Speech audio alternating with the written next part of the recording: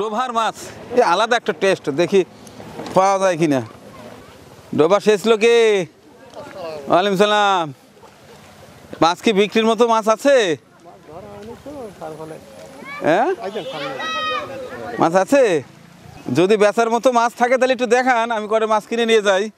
এগুলো তো একেবারে টেস্টের মাছ। মাছ কি আছে? কোথায়?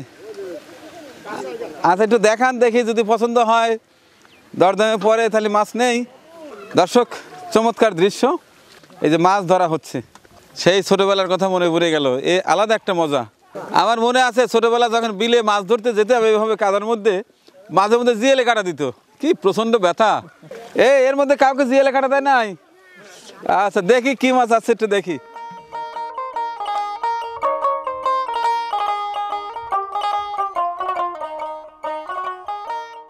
তো আপনি মাছ ধরলেন? হ্যাঁ।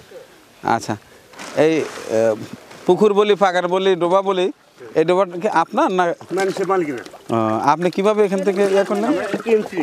আচ্ছা ঠিক আছে, দেখি কি কি মাছ আছে। টাকি, আর এটাতে কই জিয়াল। কই জিয়াল। আচ্ছা, তো এগুলো কিভাবে বিক্রি করেন? 400 টাকা কেজি। ওই টাকি। আর এগুলো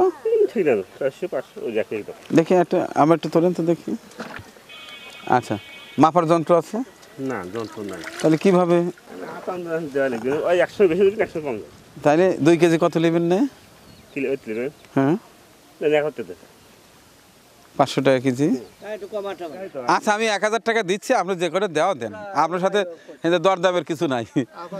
আচ্ছা হ্যাঁ, আমি কতটুকু দেওয়া দেন। আচ্ছা আমি নেই বলি কেবল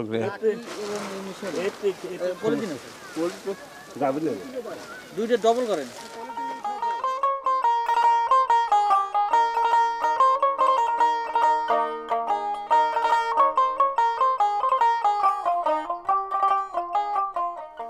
ডোবার খাঁটি দেশি মাছ নিচ্ছি। এই মাছ নতুন আলু, অছেলা আলু দিয়ে রান্না করতে হবে, সেই টেস্ট দাঁত রইল আপনাদের। আর ছিলাম এক তদন্তে, মাছ পথে দেখে এরকম ডোবার থেকে মাছ ধরা হচ্ছে, তা আমার আবার এই যে কাঁচা মাছের প্রতি আমার বেশি ঝোঁক। হ্যাঁ, টাকা কম বেশি যেটাই হোক, এইগুলো হচ্ছে আলাদা একটা টেস্টি মাছ। আমাকে বোধহয় 2 কেজির একটু বেশি দিলেন, 1000 টাকা।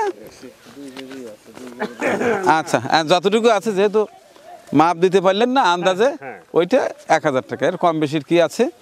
আর এইটাতে কি আছে? টাকি। এটা টাকিটা দেখান দেখি, ভর্তা ছানার জন্য টাকি যে সেরকম হয়।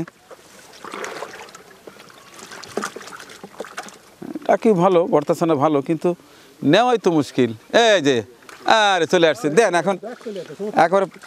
আর 500 টাকার টাকি দিবেন, দেখি কয়টা দেন এর মধ্যে দেন।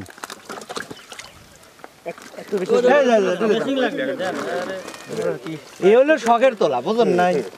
শখ করে যে মাছ নেন নেন দেখি। এখানে আছে ছোট ছোট কই, শিং, আর পয়েন্ট নিলাম টাকি, একটা টেস্টি মাছ। 1000 আর 500, 1500 টাকার মাছ নিলাম।